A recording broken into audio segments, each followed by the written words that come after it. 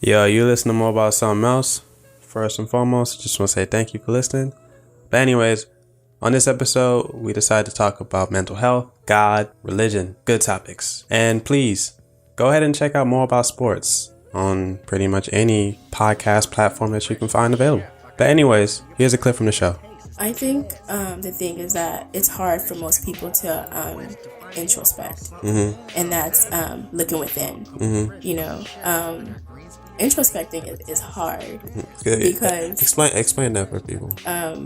Because you have to pull out the negative things about you and the positive things about you, and you have to kind of like create some type of balance, right? Yeah. And declutter. But I think the main problem is that people don't want to see the bad in them. Everyone wants to be good. Everyone wants to see themselves as a good person. Everyone wants to see themselves as a good human being. And now that you've heard that, let's begin. First off, I'm going to have to ask you to go and rate this show, maybe even leave a comment. And you could do that on iTunes or SoundCloud, and for Android users, you can now listen via Google Play. Now, this podcast may contain explicit content, just saying, so open your mind, relax, and listen to this dope-ass podcast.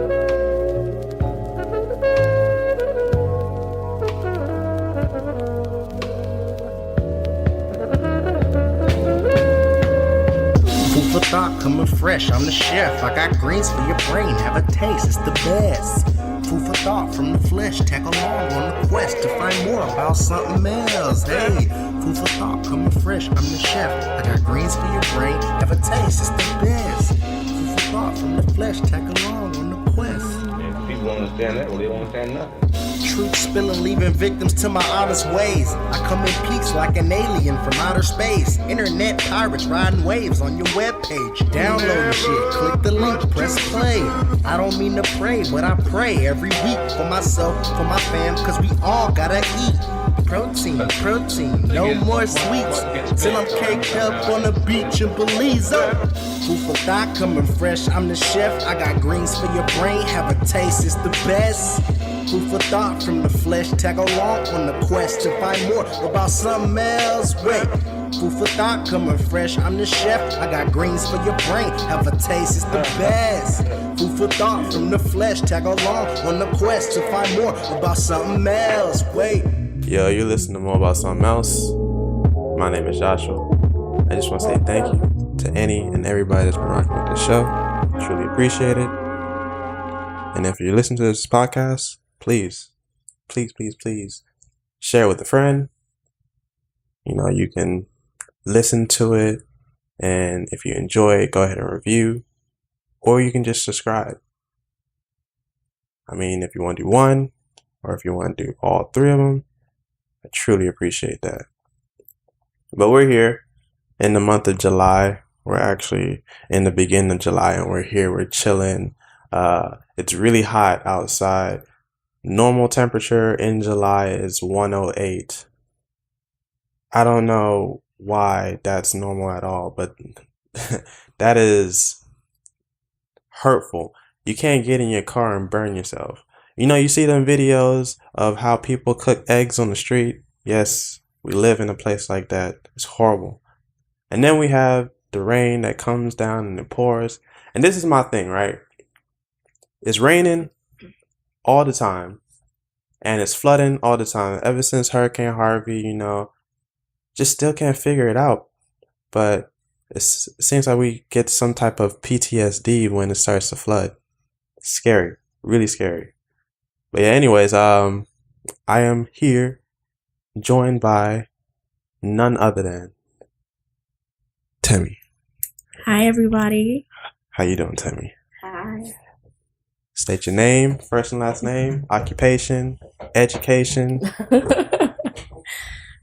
Hi, everyone. My name is Temilola Sunmonu. I am a behavioral therapist. I have a bachelor's of science in psychology. What is a behavioral psychologist? A behavioral therapist. Oh, therapist. I'm sorry. A behavioral therapist is a therapist who specializes in the field of applied behavioral analysis. Can you break that down, please? Okay. Applied behavioral analysis is a scientific based evidence proof study that uses reinforcement and punishment to not necessarily change your behavior, but to increase someone's to increase appropriate behavior and decrease inappropriate behavior. So it's kind of like you're retraining the brain. Yeah, it's conditioning. Mm-hmm. Yeah. Do you like it? Yeah. It's the people with the straight jackets, and you got to put the. No, I don't work in a mental institution. Oh, I mean, it sounds about the same. No, it's operant conditioning, and I use it. I work with children with autism. Oh, so so there's children there too. Okay. Yeah. Oh, so it's just like temper tantrum stuff like that, or. Yeah, something like that. Are you familiar with autism? Run me through it. I am, but run me through it.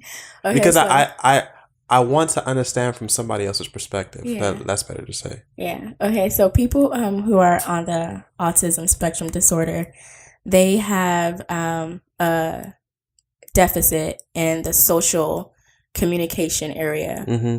So which means that they are unable to interact with people. Mm-hmm. Conversations are more one-sided. Mm-hmm. So if I was someone with autism, as you're talking to me right now, mm-hmm. I would be unable to communicate because one, I wouldn't be able to understand what you're saying because it takes my brain longer to process words. Mm-hmm. So in between sentences, I would just shut down because it's just information overload.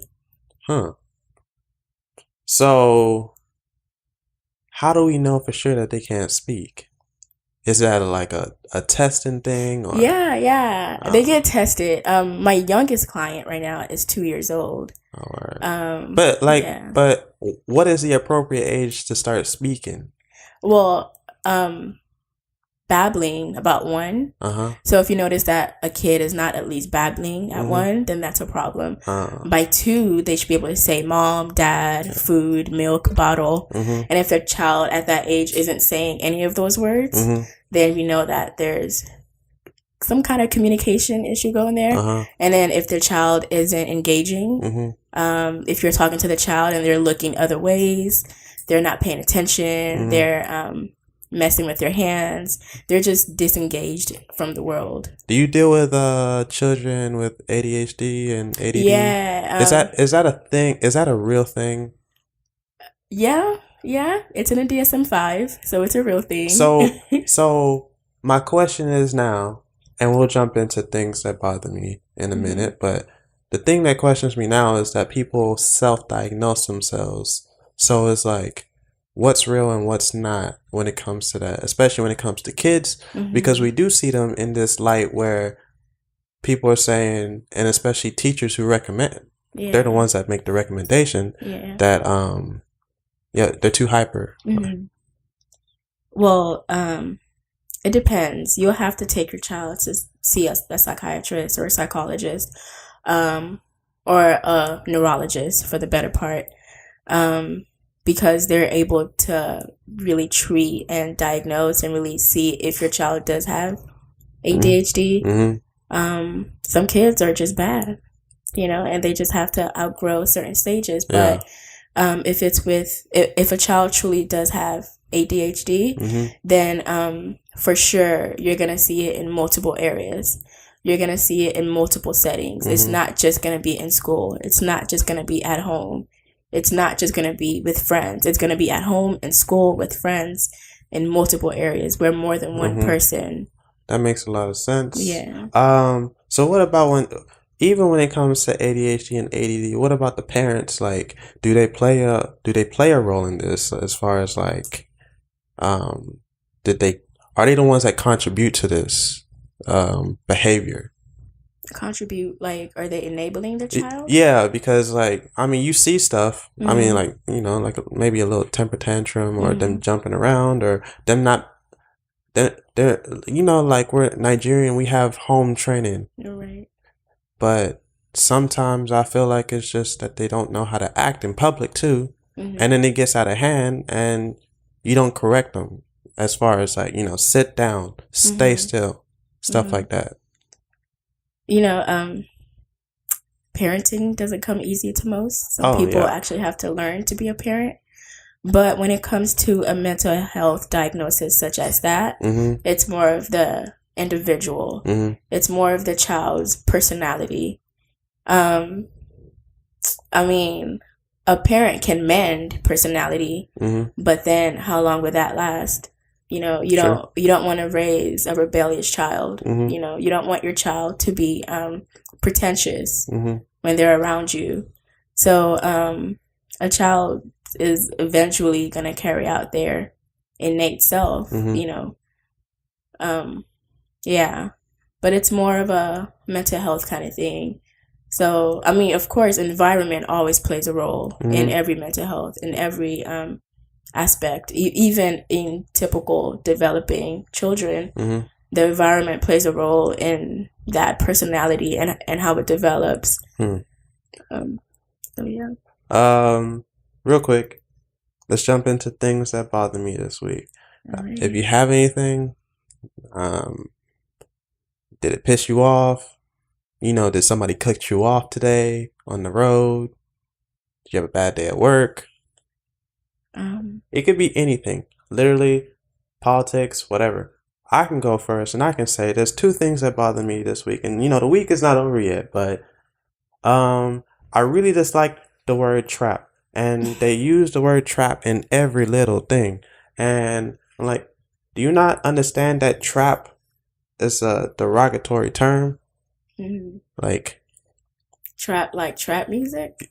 I mean, trap music, trap yoga, trap. Damn, what's another one? Trap Pilates, trap painting with a twist or something like that. I don't like it because I'm just like, you're not doing anything with this. Like, it sounds cool. It does. Like, the word trap comes from the actual trap house. Yeah. And they call it a trap house because if you get caught, that's it. It's a trap. Oh, okay. But I don't know. I don't like that. Second thing that I just read about was the Trump administration. They're removing affirmative action when it comes to acceptance from minority groups in colleges. And like, I'm not a Trump supporter, but let's be very realistic about what's going on. They're removing it, and there's 2 parts to this. There's one that everybody says that Obama didn't do anything for us. Period. Period. When you say for us, you mean like, dark, brown skinned people. People of, like, I guess you could say more, like, I guess you could say dark skinned people. And, you know, I want to say people of color, but I don't like that word. I don't like that at all. But you see more people getting accepted into Harvard and all these Ivy League schools, right? Yeah. And the thing about it is, like, Obama made it mandatory that you had to meet a quota. That's why when you see all these kids and they got into all Ivy League schools and they all have scholarships to certain places, I'm just like, damn, that was Obama. But nobody wants to give him credit for that. And now we're seeing the administration removing that. But the bigger thing that comes out of this is like, it didn't start off with politics. Like, this came from somewhere. Yeah. It came from the universities that's been accepting these kids. They want to be right back where they were. They want to. It's a clubhouse. They want to keep it. They want to keep it that way. They don't want to invite new people, especially people of color, minority, whatever, because then you have to accommodate them. Right. And the thing about it is just like people of color are getting too woke too fast. So it's like, what do we do here? How do we slow down the process? Oh, let's just cut out the education. And that's how I think it is. Like, it started from just education. I mean, the people in the educational facilities saying that we don't want this anymore. So, and that's the thing that people need to understand is about lobbying, is that you lobby a request and it's up to the administration to approve it or not. And that's why, Trump gets all the blame for it. But I'm just like, I don't know. But maybe that's just me thinking about it too hard, but I just don't like that. It's a one-sided thing. It's definitely coming from these universities that we hold to the highest standard. But those are the things that bother me. Do you have anything? No? Interesting. Yeah. Well, yeah, there is one thing that bothers me. Mm-hmm. So as you know, last weekend or this past week, there's been like a gay parade in Houston. Mm-hmm. And I have nothing against the LGBTQ community. Mm-hmm. I believe that every human has a right to freedom. Mm-hmm. But, you know, the rainbow color just kind of, it just kind of irks me when I see it. Mm-hmm. Because I feel like it's a sacred symbol, Mm-hmm. you know, especially to my beliefs and to my, you know, exposure to it in the Christian way, you know. So when I see these colors, I just think, man, you know, did God, you know, when he told Moses, you know, I mean, was it Moses? Noah. Sorry, Noah. When he told Noah, you know, I'm going to show you a sign that I'm not going to destroy the earth with water anymore. You know, it's like a misuse of just like a holy and a pure symbol. And I'm not calling them impure or anything. It's a misrepresentation of what was supposed to be a promise. Yeah. That right? That's what you're trying to say? Yeah. Right. I understand. I mean, you look at things and you're just like, where did you decide to pull this from as far as like, what context do you have behind this? Like, you can say, oh, well, we're just going to choose this. But I feel like, honestly, like there's a reason why it was chosen to be the rainbow. Yeah. But I mean, I never thought about it until you said something. But yeah, like there's always a reason behind stuff like that. Yeah. I mean, it's only disrespectful to the point where it's just like, you know, I was seeing pictures and like they're being disrespectful to Christians. I'm like, you don't do that. You don't do that to Muslims. You will never do that to Muslims. Right. Even like how America is, they won't. You don't criticize Prophet Muhammad. You just don't. It's just like Islam is just so sacred to people, and it's just like the thing that happened in I think it was France. It was a cartoonist. He made a cartoon about Prophet Muhammad. I can't remember if he criticized him or whatever, but he did it. They bombed France. Wow. Yeah. You don't do that. Wow. But it's so easy to criticize Christians. And I've definitely seen the bad side of Christianity. But there's definitely a good side. I mean, people just want to draw from the bad and that's the thing with Christianity is like, you know, Christians try to tell other Christians how to live. Yeah. Then they try to govern how everybody else lives. Yeah. And it's because it's so popular that I don't know. It's a whole different thing that people need to understand about it. Like people just need to mind their own business. Yeah. If it's not for you, then it shouldn't bother you. Say, man, if you really like the show, and I assume that you like it because you're still listening to the show, but if you're not subscribed, go ahead and subscribe. And if you are subscribed, please, please, please, you know, write us a review. You know, it helps people find the show, for one, and it also gives people an idea of what's going on in the show without actually listening. So, you know, it attracts other people, and I'm just asking, you know, if you don't want to, it's cool. If you do, God bless you. Now back to the show. But anyways, you were talking about mental health earlier. So how important is mental health? What? Mental health is as important as your physical health. You know, we go get our physical health checkups every year or every 6 months. I would hope so. But we fail to check our mental health, which is the most important because, you know, doctors, you know, regular doctors, you know, who work in regular hospitals, you know, they're able to cure the physical, right? But then what about that mental? Because the mental is actually what disrupts the physical.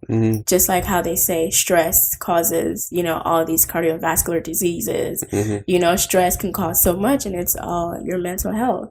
Just like if someone gets cancer, and they have a positive outlook, they have a chance of survival.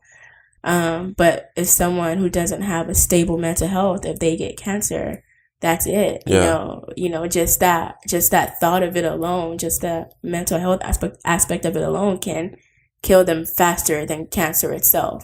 That's why most people, I actually read a study that most people who get diagnosed with colon cancer, they actually commit suicide. Like upon hearing the news, like within the first 6 months, they commit suicide. See, that's a thing about just things in general. And I'm gonna jump back into it because my mind goes all over the place sometimes. But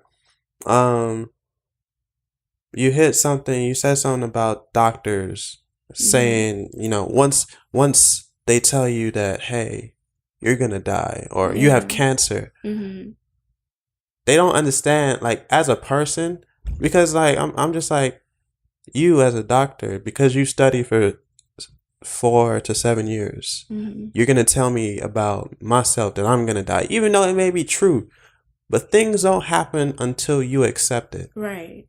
So once you accept it, that's when your body starts to die. Yes. And that's what people need to realize about the power of the tongue. And understanding, like, once you accept something, it's on you. Right. But I'm sorry, you can continue what you were saying. It's just that mental health, it's detrimental. You have to take care of your mental health every day. You have to work out your mind every day, just as you work out your body. You have to work out your mind because it's just as important. You have to eat healthy to have a healthy brain. You have to live a well-balanced lifestyle. So, and that's the thing, because I'm just like, you take care of your physical appearance as far as, like, you don't mind going to the mall and buying all types of designer, and that's why I started like doing 30-minute challenges. Like, I'm challenging people to take 30 minutes at a time, because literally all you have to do is sit here and ponder, or sit here and think, listen to yourself or whatever, because I like to do meditation. But I find meditation in different things that I do. I'm a loner, so I'll go to the gym and I'll be there for like 1 hour and a half to 2 hours. But I'm meditating in my head because it helps me. Or I'll go play basketball because that's my thing. Like, I can think better when I'm playing basketball. Like, you have to clear your mind. So I don't understand why it's so hard for people.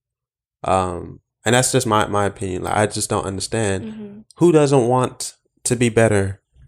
I think the thing is that it's hard for most people to introspect, and that's looking within.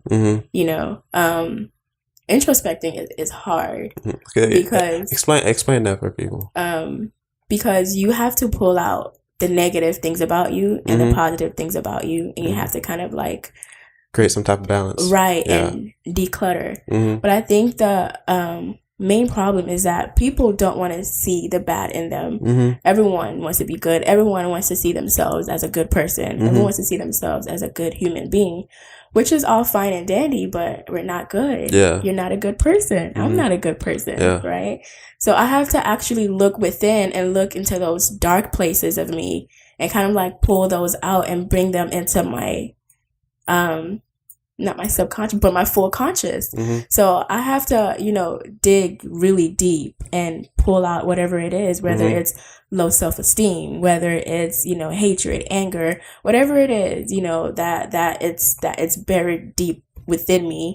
I have to manifest it to my mind so where I can say, oh, okay, I have to work on this and this and this, and I have to let go of this and this, And it's just stuff like that. And it's a difficult process. Mm-hmm. It's not easy. It's not easy seeing yourself in a negative light. Mm-hmm. It's not easy going to those dark places, you know, and fighting it, and, you know, not letting yourself get stuck there. Yeah. You know how people have like random sad moments, but they don't know why they're sad. Yeah. You know, or random depressed moments, or where they're just down. It's just because they fail to introspect and really see the cause of it, you know. And that's the thing that people need to realize. And you know, I'll be a little vulnerable right now and say, like, you know, I've been going through something. It's not bad, but it's like I don't know, or I don't understand. So it's like I know what I want in life. Let's just say that. I know what I want right now in life. Because I don't want to say it's based off emotion, but it's right now. We're in present day. Yeah. But what about the future, you know? There's one thing that I did pray for. You know, I believe in God and everything, and I believe in prayer and meditation. You know, I prayed for knowledge, wisdom, and understanding. That's all I asked for. I didn't ask for anything else. I don't want money. I don't want my enemies to crumble or whatever. Like, that's all I asked for. Yeah. And I feel like I received it. But when you get something good, there's always a consequence. Yeah. So the consequence of what I feel like I know in my head and what I see in the world, because it's like there's a choice that you make. You can live the simulation, or you can choose to take off the headset and look at actually what's going on. Like, I've been doing research about just history. I like history. That's my favorite subject. Yeah, me too. I feel like you learn from history. So you don't repeat it. Like, a lot of people say they don't like history. Like, why are we taking history in college? Like, this is the issue right here, you know? Yeah. But I like history. So I'm learning about the countries and the relations and why things went so bad. And it bothers me. It bothers me because I feel like I want to make a change, but how? You know? But I don't understand the definition of anxiety. I'm be very clear with you. I've talked about it, but I can come out and say, like, I truly don't know, but I mean, I don't feel like it's something that needs to be medicated. That's my personal opinion. Yeah. But I don't know what's going to happen tomorrow. And that bothers me. But it makes me work harder because of legacy. Like, I want to make sure I live a legacy on this earth. I want to make sure I impact while I'm still here. Right. So that's my thing. Like, how does one person remove fear, doubt, but keep ambition in their lives? That's where I'm at. But that's what I'm trying to figure it out. But that's why I work so hard at everything that I do. Because I'm just like, I was listening to a podcast and it was just like, initiative, you know? Just do it. Yeah. Because people complain about things. And that's the thing, like, your definition of success is different from my definition of success.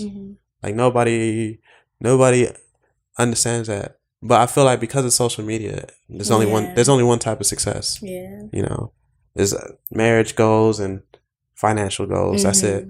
Yeah. It's not about who you are as a person, because I want to be the best person that I can be. Right. But I'm traveling in this dark path in my life and trying to, like, understand the moves that I made, because that's the thing. Like, I think I talked about it last week. I'm like, your parents could have made a decision, one decision, teeny decision. You won't be here. Right. So how do you fix a cycle? You know?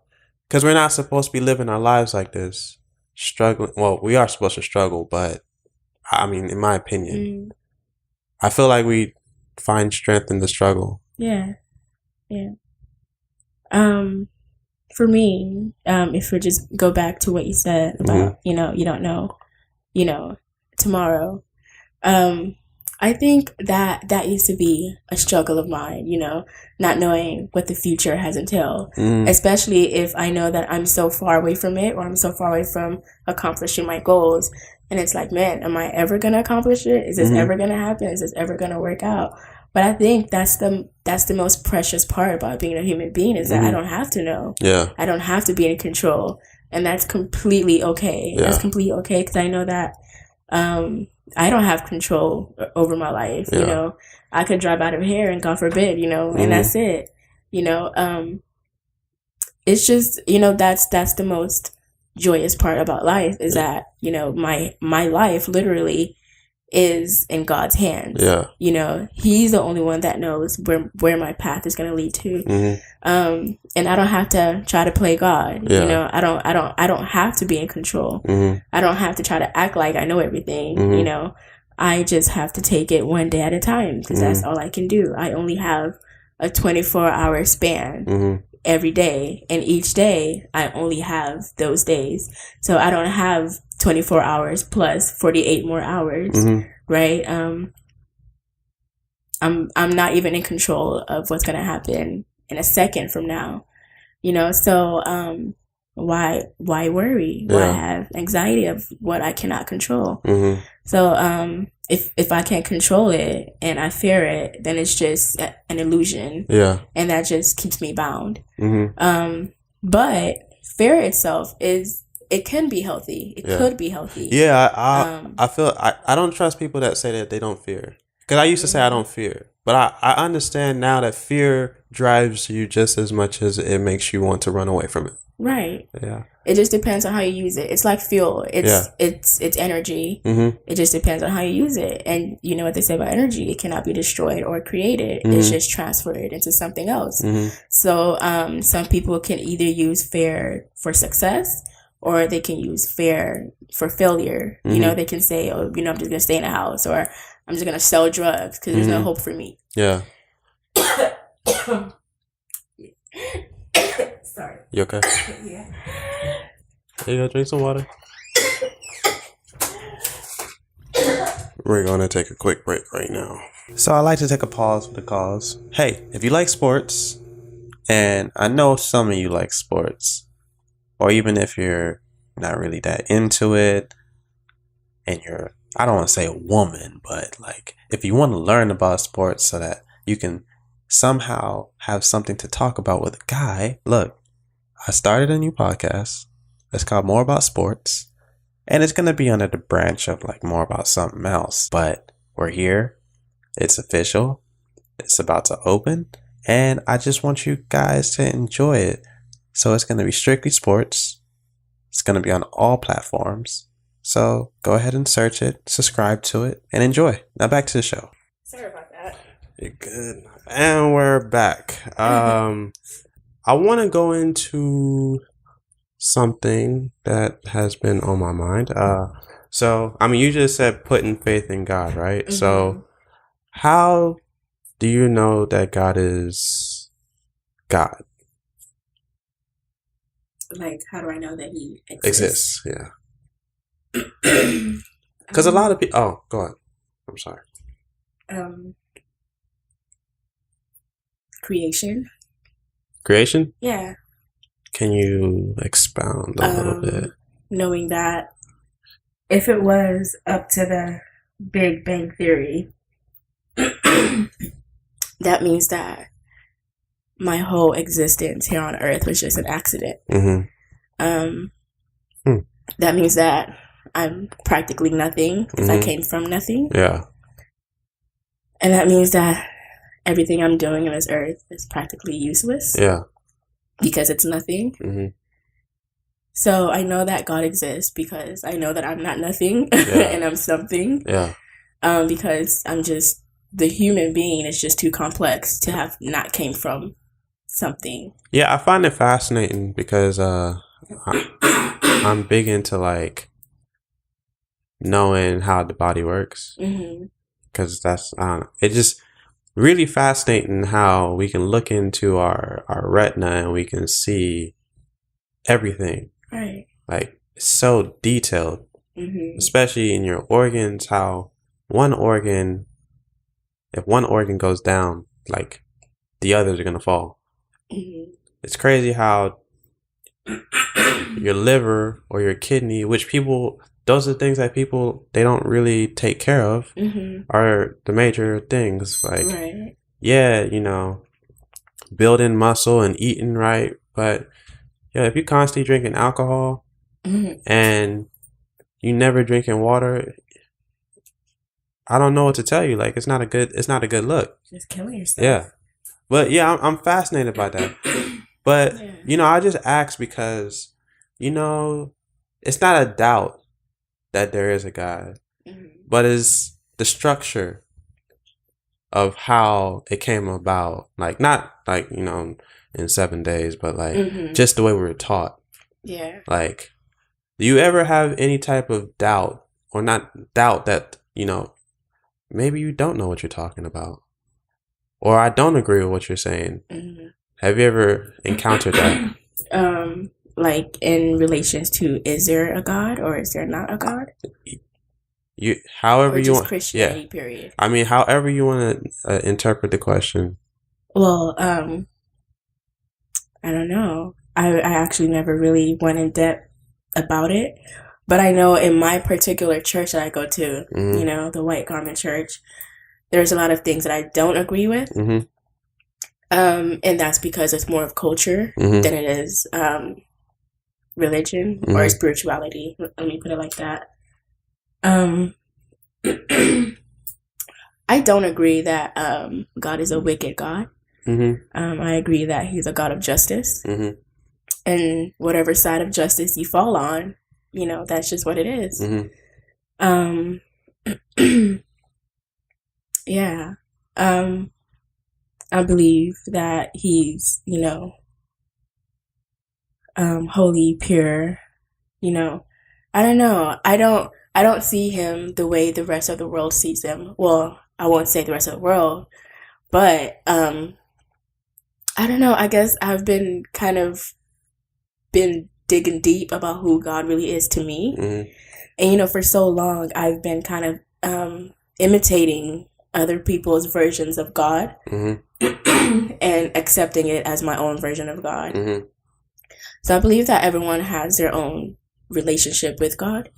And I can only tell you my own relationship, but you know, your relationship might be different. You know, some people, they feel like, oh, you have to be really strict. You have to, you know, not say any bad things or not do any bad things.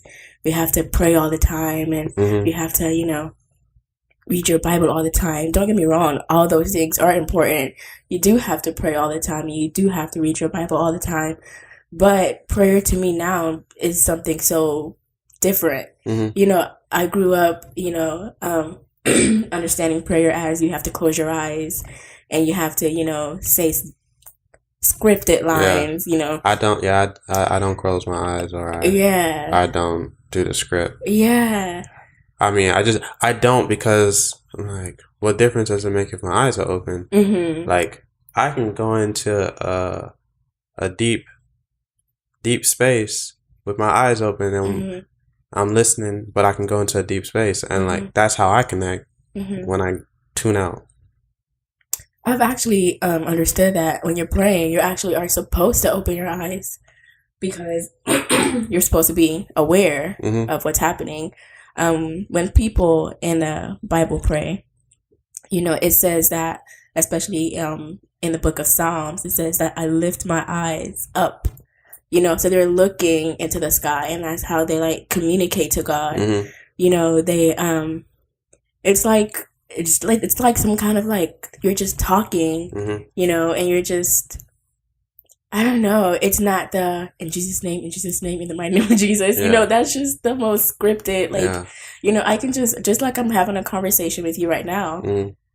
I could be having the same kind of communication with God. And, you know, and he communicates back to me by, you know, meditating a Bible verse in my heart, you know, something that I read a while back. It could all of a sudden pop up in my, you know, in my mind. Or, you know, the next day I can have a conversation with somebody and I'm like, oh my gosh, I just talked to God about this yesterday. And, you know, this is the answer. Or maybe like a week later, you know, something can happen, like, oh my gosh, this is, you know, what I talked to God about. Things like that, like things I see on TV, things that I read, you know. God doesn't have just one method of communication that he can communicate with his people with. And yeah, and it's just that. And then another thing that I disagree with is, some people feel like, oh, because you're God, you're only supposed to have one emotion towards God. You're not supposed to get angry at God. You're not supposed to tell your feelings to God. You're not supposed to tell God how you feel. You're supposed to say, okay, people say that. Let your will be done. I mean, it's not said like verbatim, but it's kind of portrayed that way. Like, oh God, let your will be done. Bad things are happening in my life. You know what? It's the will of God. I mean, it is the will of God, but at the same time, as a human being, God instilled into me these emotions. So why can't I express them? Right. So if I cannot express my emotions back to God, if I can't express my anger at God, if I can't say, you know what, at this moment, God, I'm angry at you. So why do you give me the emotions in the first place? Why do I have the emotions of anger? Why do I have the emotions of sadness? Why do I have the emotions of, shame or, and guilt? I mean, of course, he's going to work me through the emotions, and I'm not going to stay stuck in just one emotion. As long as he walks me through them and talks me through them and helps me through them, I think it's healthy for me to express these emotions to him. That's where I think like meditation comes into its part, because it's just like literally if you just sit down and just listen. And that's the thing, like people don't believe in God because they feel like God is supposed to speak to them.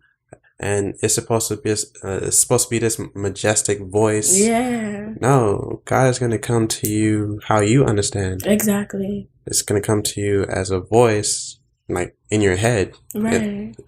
It sounds just like you. It sounds literally just like you. Yeah. But that's the thing. It's just like you have 3 voices in your head that you just. And that's the thing people need to realize, as we're jumping from topic to topic, like this one is very important. There's 3 voices in you. There's good, there's bad, and then there's you. Guess which one is the lowest voice? God. Exactly. Yeah. That's why you just have to sit down and sit still. And we're so used to multitasking, and that's detrimental to the part where it's just like we can't sit still, we can't focus because we're doing one thing and the other. Trust me, it's a skill, it's a good skill to have, but when you talk about wanting to know who you are, wanting to know who God is, why you listen to God, or who is laying down the foundation for my next pathway in my journey, like you have to understand that, like, and people don't like to take the time out to understand God. And that's the thing, like, God gets a backlash because it's been wrapped up in religion. Right. Like, I don't want to say I don't believe in religion. I have my conflicts with it, but I definitely understand. I appreciate my parents because they put me around that. But, as my wings tend to fly, I mean, who am I to say? I can't talk down about religion, but I definitely know why it's here. But I definitely can see that it's it cripples people. Because I see people in my church, I'm just like, you can do so much better. So much better. Yeah. And like, it bothers me because, and that's my thing, it bothers me with everything is that if you know what I know, then you'll know that you'll survive and that you'll make it and that you'll live. And that bothers me because I'm just like, I don't want to be the only person that makes it in life. Right. Like, I want my whole family to eat. I want everybody that's around me to eat. But you can't pull somebody up that doesn't want to be pulled up. And you know what? I think that's where the whole mental health thing comes into play. I think, especially in the Nigerian culture, nobody wants to take responsibility for their mental health. They blame God for everything. I'm stuck. I can't do anything.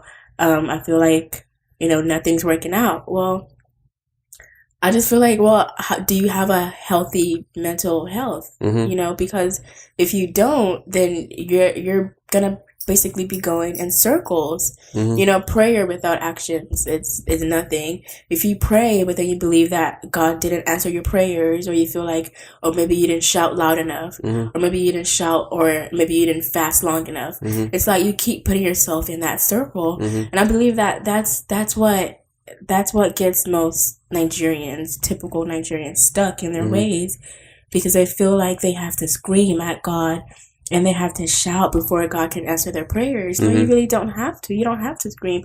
I mean, there is a time and place for everything. Yeah. There are points in your life where you do have to communicate loudly with God. When you do have to, break chains with anger, with screaming, because the Bible tells us that the kingdom of God suffereth in violence, and the violent takes it by force. But you can be violent in faith. Yeah. You don't have to be violent with your words, because at the end of the day, your words really don't mean much if it's not backed up by faith. You can be violent by faith. You can be violent by your actions. You can be violent by your obedience. You can be violent by, the sacrifices that you make for God and for your family and for your future. It's not all about, let's make sure that our enemies, it's my enemy, it's my village people, how God destroy them, God kill them, God. That's the thing, that's the thing. And it's not just Nigerian churches. It is everywhere. When they say, the enemy is coming, the enemy is this. Pray that your enemies don't do. First of all, if you look in the book of, I think it's Kings, first or second Kings, Solomon was anointed to be king. And God asked him, like, you can have anything. Anything you want, let me know and I'm gonna give it to you. He asked for wisdom. He didn't ask to kill his neighbors or his enemies. That's the thing. It's just like, there's so much more to it. And like, people like to blame their enemies for them not succeeding in life. That bothers me a lot. And I realized that, and I stopped because I'm just like, you created the enemy by speaking it, and you're giving it life. Right. And it's so funny because the Bible tells us, like, the Bible is just so precious. It's just so precious because it literally tells us how to think. It tells us, the thoughts that you think, make sure that they are truth. Make sure, that they are right. Make sure that they're things that bring you joy. Make sure there are things that, not necessarily makes you feel good, but, there are things of faith, or things of grace, or things that, that make you feel good, So God doesn't want us to think, oh, my enemy, because what you think is how your life is going to be set up. Yeah. And it's just like we're just so stuck in a race. And I feel like, if you're walking in the right path, if you're doing what you're supposed to be doing, if you're obedient to God, God will fight for you. Yeah. You don't have to fight for yourself. If I'm doing what I'm supposed to be doing to the best of my ability, to the best of my human nature, knowing that, I will fall, knowing that I will fall short of the glory of God. If I'm doing all those things and, I'm pleading the blood of Jesus, why won't God fight for me? Why won't God be for me? Obviously, I personally would not want to serve any God that will not stand up for me, that would not be like a father to me. If just like your earthly father would want nothing to go wrong with you, right? Your earthly father would make sure that you're not in harm's way, as long as you're obedient to his word, as long as you don't go where he doesn't tell you to go, as long as you're not, disrespectful and blatantly rebellious. Of course he will fight for you. So imagine a supreme God, a God above every other God. Why wouldn't he fight for you if you're walking in that right path? It's just like, we don't serve a weak God. Yeah. Sometimes we fear the devil more than we fear God. Yeah. And we see that, and we literally think that the devil has more power over our lives than God does. And it's just so sad because the devil, he really doesn't have that much power, unless God gives it to him. And that's the thing, like, there's a lot of conflict in the Bible. Definitely a lot of conflict. But like, people like I'm gonna go back to the whole enemy thing, like because that's the name of the devil, the enemy, right? He is the enemy or whatever, and they say, the enemy this, the enemy doesn't want me to prosper. Yeah, like the enemy, of course. Who wants you to prosper? Your own neighbor don't want you to prosper. Exactly. That's the thing, and they serve the same God, right? Exactly. So, like, how do you hold yourself accountable to that? And that's the thing. Like, look, the enemy only has one power, influence. That's it. Can't touch you. Even if we look at the story of Job, God said you can do whatever you want, just don't touch him. Cannot touch you. So why do we give so much power to something that is only an illusion? And that's because people see with their eyes and not know what's actually going on. I don't know. It's just fair. Yeah. It's just fair. Fear is crippling. Just like the Bible tells us that we fear because we're not made perfect in love. And if we were made perfect in love, we would know that fear only serves one purpose, which is punishment. Yeah. So, and that's not how God wants us to live. God doesn't want us to think that he's always punishing us for something. That's why he tells us to be made perfect in love, because perfect love casts out all fears. And I think it's because we don't really know how to reciprocate that love to God. We don't know how to love God wholeheartedly without fearing him. I mean, of course, we should fear God. We should, reverence him, reverence his power, reverence his supremacy. But we should still know that he is our Father and he still loves us. Yeah. And we have to be made perfect and made whole in that love. And it's sin, it's sin. Do you believe that there's a heaven and a hell? Yes, I do. I do believe that there is a heaven and a hell. It's just a lot of questions. Like, we're taught not to ask these questions, but I like asking questions. I don't mind asking if there's a heaven and hell. The whole Jesus thing still, like, I don't understand it, but it's fine because I'm like, when the time is right to understand, you will understand. Yes, that's very true. Yeah. The thing about it is just like, even with all these stories, there's something here that is they've nailed it on there. Like, it's right, like something in history did happen. That's why, like, I'm fascinated about like other religions because they all have the same message. Like, the universal language is love and everything of that nature. But I don't know. It's a lot of stuff to try and get into and try to understand at the same time. I don't know. It's hard. But it definitely bothers me, but it's something to definitely talk about. Yeah. Sometimes you just have to believe what you believe in. My main belief does come from the Bible, so that's always going to be my point of reference. So have you ever heard the saying, I'd rather believe that there is a heaven than going to hell and finding out that there. Yeah. So it's all about your faith. It's all about your relationship. I think in due time, and God will definitely reveal himself to you more. If he wants you, or if he feels like you're ready, because the Bible tells us that God is the one who draws us closer to him.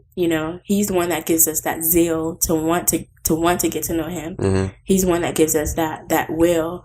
So we just gotta pray for God to give us a zeal. So that's the thing, and like we can move on to a different topic after this. But what about other people? Like non-Christians, because like we say this as if like we're the only ones that's allowed to access this. So what about other people? Is either how do you explain that to other people outside your belief system, or how do you explain that to people that don't know what it's about? Because you can't really try to inflict your religion on people, but you have to inflict what is right. So that's the thing, like, what is the right way to talk to an atheist and say, hey, like, either even though you don't believe like I believe, how can we come to how can you express that, I still love you as a person, or that your life is still going to go on. Like somebody's still going to watch out for you. You're here for a reason. Right. How do you do that? With an atheist, depending Or, on I mean, how we don't have to far- say atheist. Okay. You can say anything. Just- Anybody, okay. yeah. So with one thing I know is that, in this kingdom that we live in, right? We have the world, and then we have, what is it? God's people, I guess. So not everyone in this world is God's people. And I know that to be true because God says, I know my people and my people know me, right? So which means that there's some people who are God's people, who were chosen to be God's people, and there's some people who are not God's people. So the world would be the world, and God's people would be God's people. Yeah. So whatever is going on with the world, it's no matter how we try to convince them, it's like they have that veil, and until God chooses to, unveil that veil, they're forever going to be the world. That's why God tells us, don't mingle with the world, don't conform to the world, because he knows that veil that's covering, the world. Not everyone is going to be a believer. Not everyone is going to be a Christian, and that's just fine because we live in a world, and it's like, even though we're all together, it's we're not the same. Yeah, we're not the same. This is a out of the box question, so I want you to be as open minded as possible. Do you think that amongst creation, do you think that God learned with us how to better accommodate us? Because definitely said that he made a mistake. Like there was a mistake here, and that's why Noah's Ark was here, right? Like he wiped the earth and everything. They quote unquote reproduced and they repopulated the earth. So, do you ever get some type of sense that it may have been a mistake the first time around, but I learned a better way? Do you ever? Can you answer that question for me? I don't know. That's a good question. Because if we're the way we are now, I wonder how they were back then. Yeah. They must have been like 10 times worse. So we might really have been the better version of God's people. There's a possibility. Yeah. But I don't know. Maybe he, went back to the drawing board and said, you know what? I did that. I gave them too much free will. Yeah. I had too much sympathy for them. Yeah. So maybe now, let me reduce the kind of sympathy. Let me reduce, the free gifts I give to them. That's probably why we have a conscience now. Probably back then, they didn't have a conscience. Yeah. So they were able to do what they were doing without any guilt or remorse because probably God just gave them that free will. Hey, do you? Yeah. I created you to be happy. I created you to be joyful all the time. And, so maybe he kind of modified us. Yeah. I mean, who knows? I don't know. I don't know. Yeah, that's Maybe. that's something to definitely try and figure. Well, I don't want to say try and figure out. Yeah, because you can't figure it out. The crazy thing about it is that we'll can't never figure it know. We'll never know what heaven looks like, and we'll never know what hell looks like because the human mind has no. Heaven is here. Heaven is okay, in your okay, heart. all right. Heaven is here. That makes sense. I forgot what chapter. I think it was John. I know it was the New Testament when somebody came up to Jesus and asked Jesus, so how does heaven look like, or so what would heaven be like? And Jesus told him, you don't have to wait until that time because heaven is here within you. Yeah. So I think that. Do you think that heaven could possibly mean inner peace? I don't know. So and that's the thing. Like I always encourage people to gain your own definition of things because you never know. Yeah. Like your definition is different from mine, and that's fine. Yeah, I think That's heaven most definitely is when you know your true self, your true identity, what you were actually created for. Because here on earth, we can never really know our true selves, no matter how hard you try. Because your true self is a spirit, your true self is not flesh. Yeah. So in order for you to know, that true self, you would actually have to die. Before you get to know, before you get to fulfill your ultimate purpose. That makes sense. That makes sense. Mm-hmm. Quickly, let's go back to what you do. Why did you do why are you doing what you're doing right now? Well, in the beginning, I just needed a job. So the first opportunity I got, I went into it. It was in the field of psychology, something I was interested in. I don't like psychology majors. Why? Because all y'all do is try to analyze people. Well, that's what psychology is. I'm just saying, I don't like to be analyzed. Maybe that's just a personal thing. But. I mean, I don't think everybody does that. I don't walk around trying to analyze people. That's the thing. Unless I truly want to understand them. Yeah. Unless maybe they said something that I didn't understand, or they behaved in a way that was kind of, abnormal. Then I would try to analyze why they did what they did. But people find that very annoying. Yeah. Like, especially with me, because I can ask a question back to back to back to back, and people are like, stop. I ask questions because I genuinely want to know. I like to pick people's brain apart. Exactly. I like to know why you there's a reason why you did that. There's a reason how you got here. There's a reason why this. Yeah, because you know what? Most people don't know why they do what they do. Yeah. You can do something and then you might not. I might ask you, why'd you do that? And you're like, do what? And I would have to take you back there to what happened. Yeah. And then but why do what I do now? So the field of ABA, it's awesome. It's strictly behavior.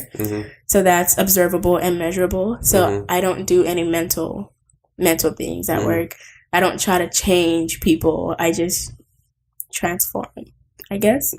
I just try to make them better versions of themselves. So basically what I do is I reinforce appropriate behavior. And so positive reinforcement, negative reinforcement. We don't use punishment. So because ethics and stuff. So we're not allowed to. So we use positive reinforcement, negative reinforcement. So a behavior that's really good would get reinforced by whatever the person likes. And a behavior that's not so good that wouldn't get you far in society, or a tantrum. We negatively reinforce that by withholding like a favorite toy, or withholding maybe like a snack or an edible or anything, even attention, withholding attention.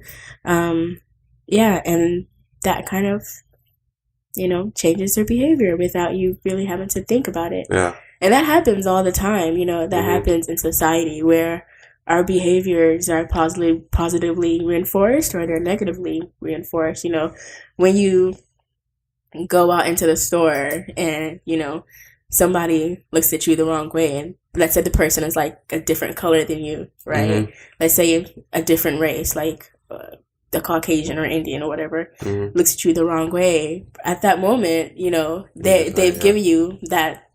First of all, they've given you attention, right? But the attention is not used, positively, right? So you're going to take that attention and you might generalize it to other, this is how all white people are. So I'm going to start, treating all white people like this because, this one person looked at me this way. So that means that, I'm going to generalize it to all of them, which means that they've kind of reinforced your behavior. It happens so much. It happens all the time. I can't. Yeah. We just have to realize when and how it's happening. Yeah. And our behaviors are shaped all the time. So, is this the end for you? The end, like Not like end.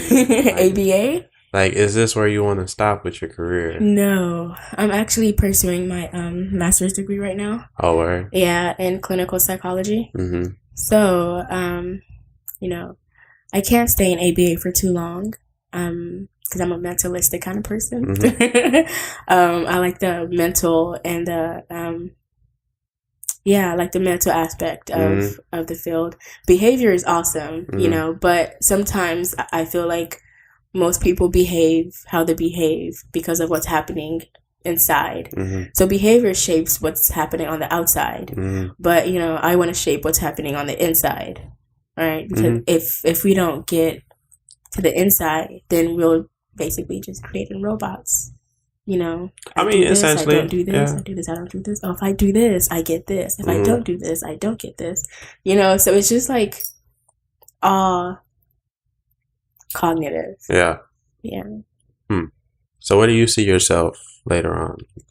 Later on, like 5 years from now? I guess you could say 5 years. That's tomorrow? Yeah, definitely 5 years. 5 years from now. Well, I think I'll just be graduating with my PhD. Maybe. Yeah, I'll just be graduating by God's grace. What about personal goals?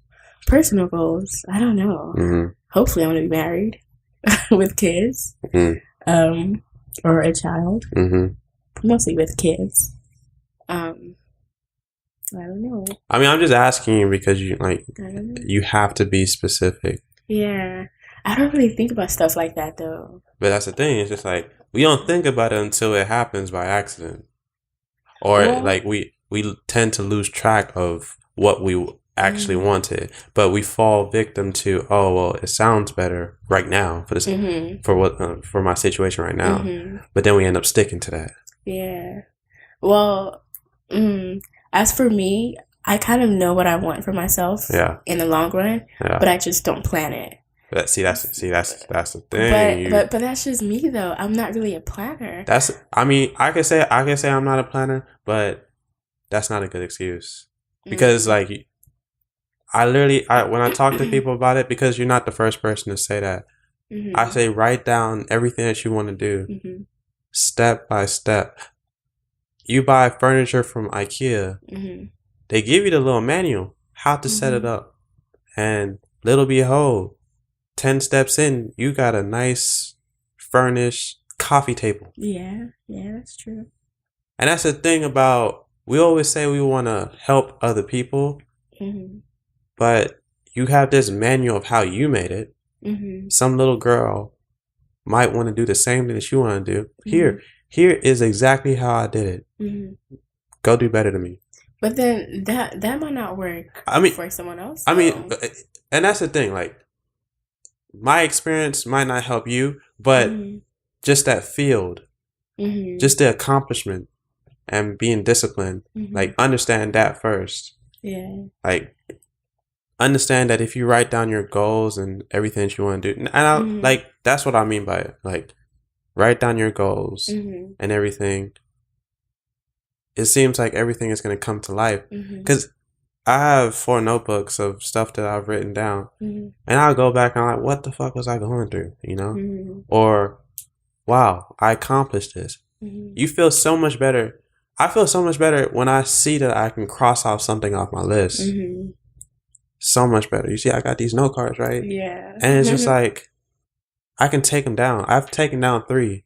Yeah. So, like, you just have to put it in perspective that, look, if I plan, I know what I want. And that's the thing. Like, that's why I say be specific, because once you're specific, then you're like, all right, now I know what I want. Yeah. And then you can, like, cultivate it into and fine tune it into exactly for you and not just a generic version of it. Yeah.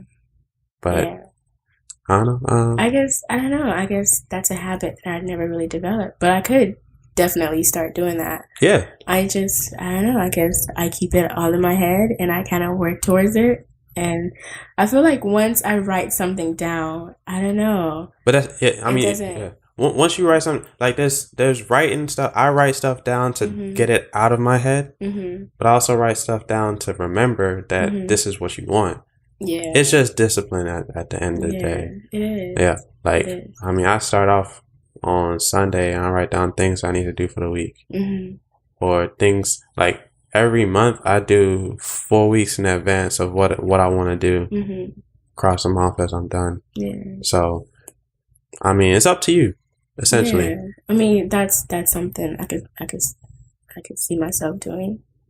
It's just That's the thing that you want to do it though. You can. I can do it. I wouldn't want to inflict some type of lifestyle on somebody if they didn't want to do Yeah. it. It's just a matter of like how bad do you want it. It's a now. good idea though. It's a good thing. It's a good thing to do. Mm. But as for me right now, I mean, my mentality might change. I guess I'm just stuck in my routine of, doing things and not, I mean, long term, I know what I want. Short term, not really. Short term, I'm just going. See, that's the thing. Day Like, by day. like It's all long term. I'm a personal trainer, and the way I train people is we're working in small increments. So we don't have to think of like, okay, like in 12 weeks I'm gonna get you looking like this.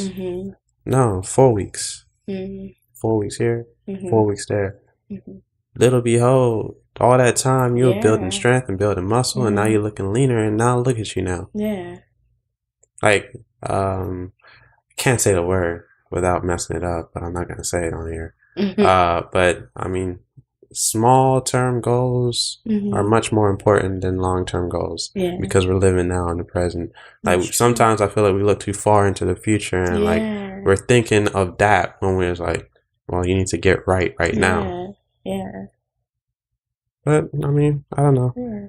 It's up to you. Whatever you want to do, I want you I'm to gonna succeed. start today. I'm gonna introspect. Okay. Today when I get home. All right. The people are gonna hear what you say. You have a blog, right? Yeah. Okay. Just tell us a little bit about it. Okay. My blog is Temilola.blog. Simple. Nothing hard. It's about faith, life, love, spirituality. Things that I've been through in the past that I've overcame. It just talks about my life. Well, not my life for the benefit of my sake, but my life for the benefit of someone who might be walking in that path, or someone who's just walking in that path. Just a little advice of mistakes that I've made in life, and that, that other people don't make the same mistake. Hopefully they can learn from it. It's just a way for me to influence people and write about what's going on in the world, what's going on in my life. And just trying to make an impact. Fair. Yeah. Well, Temi, I appreciate you coming. Thank you. I made it. Mama, I made it. As always, I like to end the show with words of wisdom. Would you care to spread some of your wisdom? Choose happiness. Choose happiness? Choose happiness. Fair. Happiness is a choice. That's good. Well, please cop Dominant Existence on iBooks, moreaboutsomethingelse.com. Listen to More About Sports, available on all podcast platforms. But my name is Joshua, and I'm out. Bye.